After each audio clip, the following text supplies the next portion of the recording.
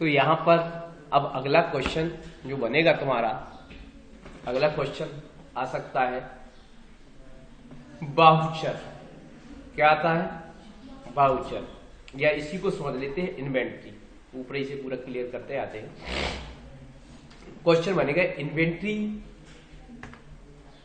Info क्या है या इन्वेंट्री क्या है। तो इन्वेंट्री मतलब जब हम किसी टैली के अंदर हम स्टॉक वाइज हिसाब किताब रखते हैं, मेंटेन करते हैं, तो उसे हम क्या कहते हैं? इन्वेंट्री कहते हैं। तो इन्वेंट्री के जो मुख्य हेड होते हैं वो है stock item, units, stock group, ये मुख्य हेड्स कहलाते हैं, राइट।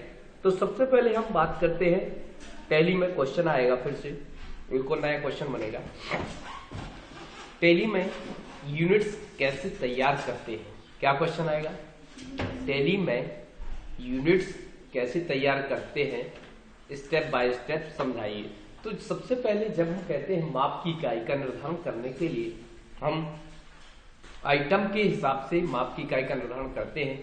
कौन सा आइटम किस माप की इकाई में मापा जाएगा। जैसे ऑयल हमने लीटर के लिए, हमने कपड़ा मीटर के लिए, तो ये सारी व्यवस्थाएं हमने रखी। तो माप की इकाई का निर्धारण करने के लिए हमारे पास निम्न स्टेप्स होता है। नंबर 1 लिखेंगे इन्वेंट्री गेटवे ऑफ टैली मेनू से हम इन्वेंट्री इन्फो को चुनते हैं। जैसे इन्वेंट्री इन्फो को चुनते हैं तो हमारे सामने इन्वेंट्री इन्फो मेनू की विंडो डिस्प्ले हो जाती है, मेनू डिस्प्ले हो जाता है, जिसमें क्या लिखा रहता है? स्टॉक ग्रुप, जिम बना सकते हो, stock item, units of measure, voucher type, quit. इसमें से हम यूनिट्स ऑफ मेजर को सिलेक्ट करके इंटर की प्रेस करते हैं या कीबोर्ड से यू की प्रेस करते हैं तो हमारे सामने यूनिट्स मेनू डिस्प्ले हो जाता है। उसमें बने बटन क्रिएट को चुनते हैं, जिससे स्क्रीन पर क्या डिस्प्ले हो जाता है? यूनिट क्रिएशन विंडो डिस्प्ले हो जाती है, जहां पर हमें लिखना होता है सिंबल्स। टाइप में भी आप चेंज कर सकते हो, कंपाउंड और सिंपल। अब इसके बारे में भी आप लिख सकते हो। टाइप के सामने सिंपल चुनने का मतलब होता है एक यूनिट का निर्माण करना, अर्थात सिंगल यूनिट।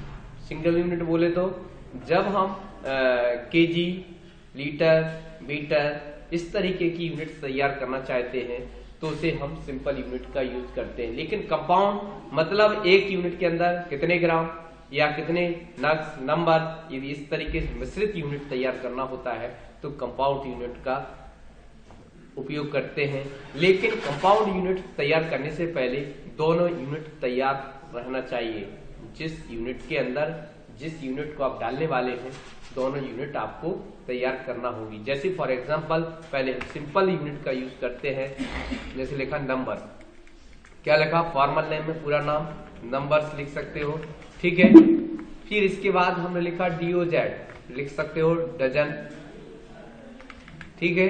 इस तरीके से हम लिख सकते हैं और इसके बाद हम डेसिमल प्लेस वैल्यू भी दे सकते हैं। अब यदि हमें कंपाउंड यूनिट का यूज करना है तो कुछ इस तरीके से, एक दर्जन में कितने नक्स होते हैं, तो कुछ इस तरीके से आपको एक्सप्लेन करना पड़ेगा। आपने समझा कि दोनों यूनिट हमने पहले से बना के रखी हैं। सिंपल यूनिट में एक दर्जन बराबर कितने नक्स। अब हम वर्गीकरण कर रहे हैं कि एक दर्जन के अंदर भी नंबर्स होते हैं, ऐसा नहीं बना है। जैसे किलोग्राम, किलोग्राम तो होता है, लेकिन यदि उन्होंने कहा 1 किलो 100 ग्राम, क्या बोला?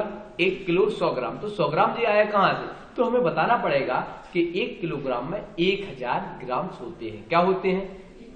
1 लीटर के अंदर 1000 मिलीलीटर होता है। तो जी हमें एक्सप्लेन करना पड़ेगा, तब जाके हम ऐसा काम कर सकते हैं, नहीं तो नहीं, राइट। बन जाएगा।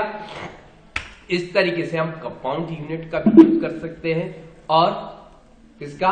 सिंपल यूनिट का। तो दोनों को हम एक्सप्लेन करके दिखा सकते हैं। देखने के लिए हम यहां जाते हैं तो जो हमारे द्वारा यूनिट्स तैयार की गई हैं उनकी लिस्ट यहाँ पर डिस्प्ले हो जाती है।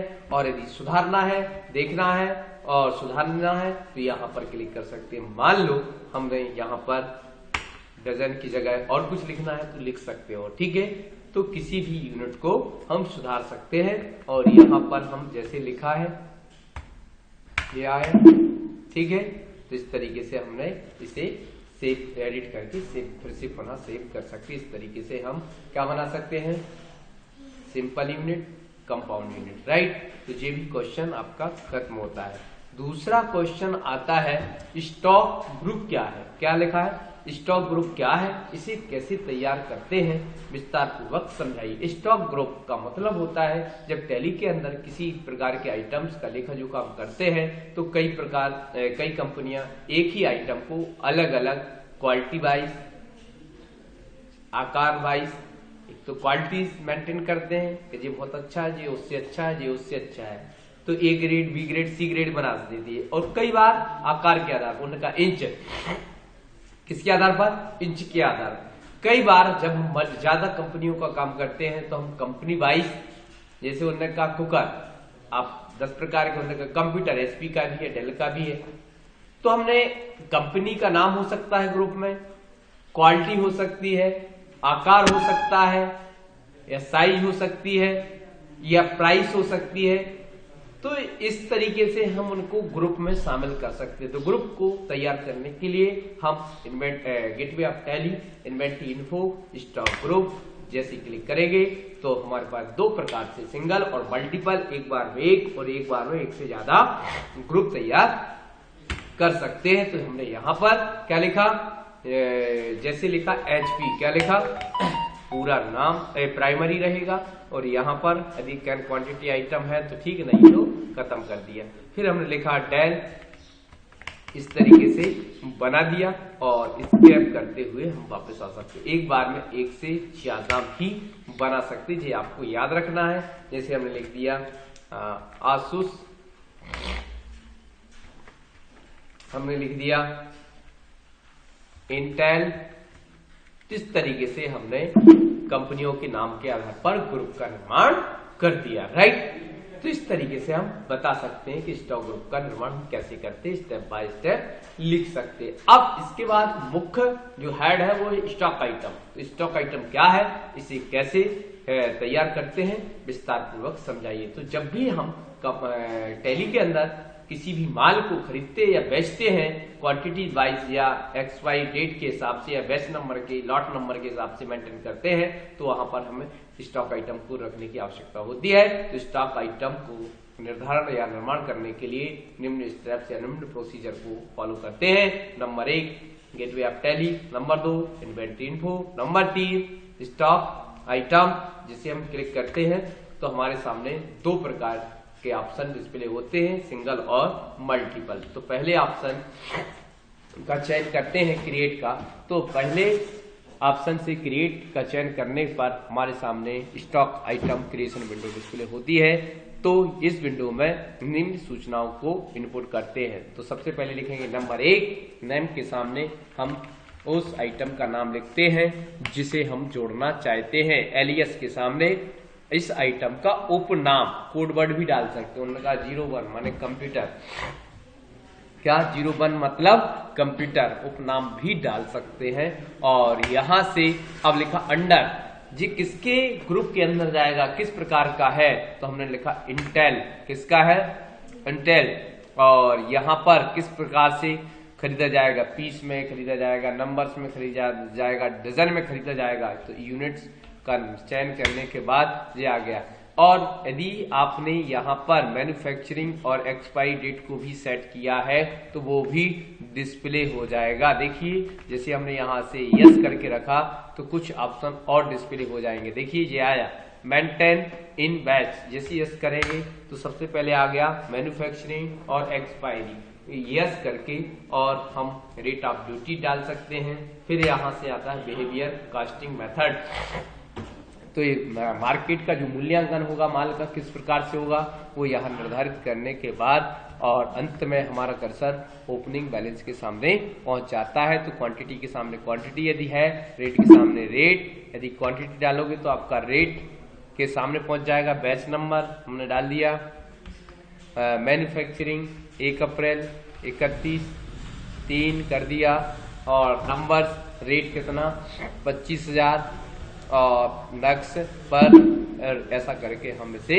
सेव कर सकते। इस तरीके से हम कोई भी स्टॉक आइटम का निर्माण कर सकते हैं, और यदि नहीं है तो हम 0 कर देंगे तो सारी चीजें ऑटोमेटिकली इरेज हो जाएगी, राइट। और इस तरीके से हम सिंगल स्टॉक आइटम क्रिएशन तैयार कर सकते हैं। दूसरा हमारा होता है मल्टीपल, तो यहाँ पर हम जाते हैं क्रिएट पर। कहाँ जाते हैं?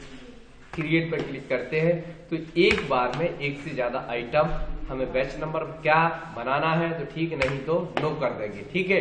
अब यहाँ पर हमें प्रिंटर बनाना है, क्या बनाना है? हमने लिख दिया HP नंबर्स, फिर क्वांटिटी नहीं है, हमने स्कैनर, ठीक है, इंटेल, डेल, आसूस, जो भी है, HP। तो जिस तरीके से आपको बनाना है हमें नंबर्स इस तरीके से हम डाल सकते हैं, एक बार में एक से ज्यादा आइटम बना सकते हैं। इसको कहते हैं multiple stock item creation, right. और एक बार में एक सभी आइटमों को सुधारने की बात कर सकते हो और डिलीट करने की बात कर सकते हो। डिलीट करने के लिए वही आइटम आपको अपनाना है, जैसे इसको डिलीट करना है तो अल्ट के साथ डी दबाएंगे और जैसे यस करेंगे तो वह आइटम डिलीट हो जाएगा, राइट। इस तरीके से हम किसी भी आइटम को सुधार भी सकते हैं, डिलीट भी कर सकते हैं और देख भी सकते हैं, ओके। इसके बाद हमारा बचता है अगला, ये बाहुचर टाइप सभी छोड़ के रखते हैं। तो इन्वेंट्री सेक्शन में चीज खत्म हो गई, लेकिन अब एक और इन्वेंट्री में एक और चीज आती है, गोडाउन।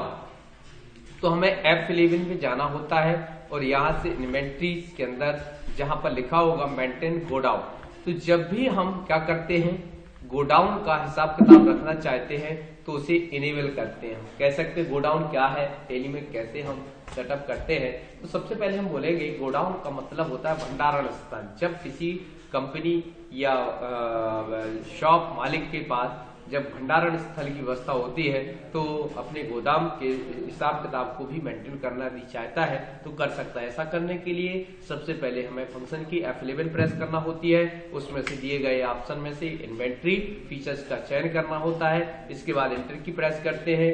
प्रदर्शित इन्वेंट्री फीचर विंडो में से हम मेंटेन, क्या लिखा है, मेंटेन मल्टीपल गोडाउन के सामने यस का निर्धारण करके एंटर की के द्वारा हम इसे एक्सेप्ट के द्वारा सेव करते हैं, जिससे हमारा एक ऑप्शन कहाँ डिस्प्ले हो जाता है, इन्वेंट्री इन्फो के अंदर गोडाउन्स नाम से एक ऑप्शन डिस्प्ले हो जाता है, ठीक है।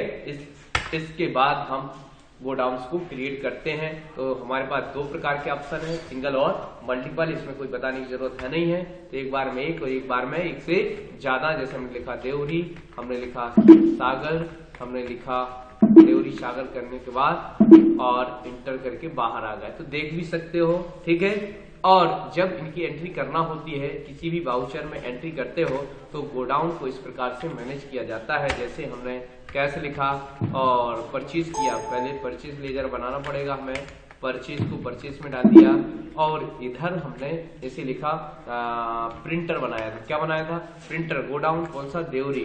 तो किस देवरी में कितना गोडाउन कितनी रेट से आप डाल रहे हैं, जिस सारी इंफॉर्मेशन, सागर में तो नहीं डालना है, उनमें कहा डालना है 5।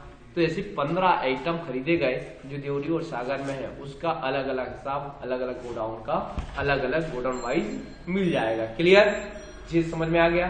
इस तरीके से हम गोडाउन को क्रिएट कर सकते हैं। लेकिन एक और आता है इन्वेंट्री इन्फो में और भी ऑप्शन एक्टिवेट होते हैं। जैसे हमने लिखा इन्वेंट्री फीचर्स के अंदर ये तो आ गया। फिर आता है स्टॉक, क्या आता है, maintain stock category. Stock group के ऊपर कैटेगरी भी होती है, क्या होती है, यदि हम स्टॉक कैटेगरी का निर्धारण करना चाहते हैं तो हम बता सकते हैं कि स्टॉक कैटेगरी मतलब स्टॉक ग्रुप के अलावा भी हमें और नया वर्गीकरण हिसाब किताब रखने में यदि हमें और कठिनाई जा रही तो उसका एक और स्टेप्स बना सकते और फिल्टर बना सकते हैं कि 17 इंच या HP का 17 इंच, क्या हो गया, HP का 18 इंच, HP का 20 इंच, इस तरीके से मैनेज करना है तो हम ग्रुप बना सकते, कैटेगरी बना सकते हैं। उसके लिए हम फंक्शन की F11 के बाद इन्वेंट्री फीचर्स के बाद जहां पर लिखा है, क्या लिखा है, मेंटेन स्टॉक कैटेगरीज के सामने यस करते हैं और एक्सेप्ट के द्वारा इसे हम सेव करते हैं। ऐसा करते ही स्टॉक कैटेगरी सेट हो जाती है। इसका ऑप्शन कहाँ डिस्प्ले हो जाता है, स्टॉक कैटेगरी के लिखा है ना, स्टॉक कैटेगरी। तो इसको इस तरीके से हम बना सकते हैं। जैसे हमने अभी बना दिया कैटेगरी हमने 18 इंच कर दिया, राइट। इस तरीके से हमने एक कैटेगरी बना दी, राइट। तो ये कैटेगरी तैयार हो गई। तो जब भी आप आइटम बनाएंगे तो उस समय इसका प्रयोग करना होता है। तो जैसे हमने बनाया कंप्यूटर, तो अंडर आया HP, कैटेगरी आया 18 इंच आया। तो इस तरीके से हमारा कारोबार तैयार हो सकता है। क्लियर? बन जाएगा? कोई दिक्कत कि नहीं बनेगा? तो इस तरीके से हम कैटेगरी का निर्धारण भी कर सकते हैं। अब एक और बचा है तुम्हारे पास जी, हम इसकी बात करें तो F11 जैसी प्रेस करते थे और यहां पर हम आते थे,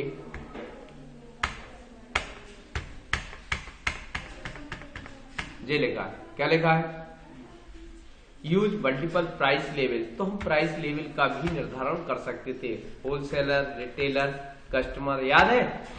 इतना सेव करने के बाद हमारे पास एक और ऑप्शन एक्टिवेट हो जाएगा जिसको हम जानते हैं प्राइस लेवल के नाम से, प्राइस लिस्ट भी कहते हैं। तो यहाँ से लेवल का निर्धारण करने के लिए हमें किस आइटम के लिए बनाना है, कितना बनाना है, तो W के लिए अलग, ठीक है। जैसे हमने लिखा 1000 10,000 आइटम से कम लोगे तो आपको 20,000 25,000 का, और इससे ज्यादा लोगे तो आपको 24,000 में लगा देंगे, ठीक है। तो ये हमने ऐसा रेट सेट कर दिया, याद आया? तो ऐसे प्रत्येक आइटम के लिए हम मूल्य का निर्धारण कर देते हैं और एक्सेप्ट कर देते हैं। जब भी हम किसी व्यक्ति का लेजर तैयार करते हैं, क्या करते हैं? लेजर तैयार करते हैं। जैसे लिखा अशोक, क्या किया? अब यहाँ से सन्ड्री, क्रेडिटर्स, डेबिटर्स जैसे डालोगे तो यहाँ पर आपको एक और नया ऑप्शन डिस्प्ले हो जाएगा, प्राइस लेवल एप्लीकेबल, लिखा है ना। तो यहाँ पर W लगाएंगे, क्या लगाएंगे? तो जैसे ही हम इसको प्रिंटर बेचेंगे तो ऑटोमेटिकली रेट निर्धारित हो जाएगा। कैसे होगा? देखिए, वाउचर पे जैसे हम जाते हैं, बेचने की बात करते हैं, F8 किसको? अशोक को, और अपने आप W प्राइस लेवल के सामने W लिखा है, सेल्स बनाना पड़ेगा, सेल्स। तो इस तरीके से हमने लिखा प्रिंटर, कितना? गोडाउन देवरी से 1, तो अपने आप 25,000 रेट। अरे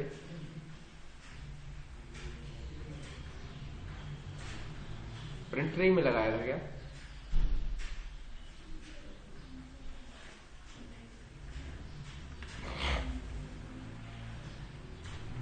ये है किसमें? कंप्यूटर में लगाया था। किसमें लगाया था?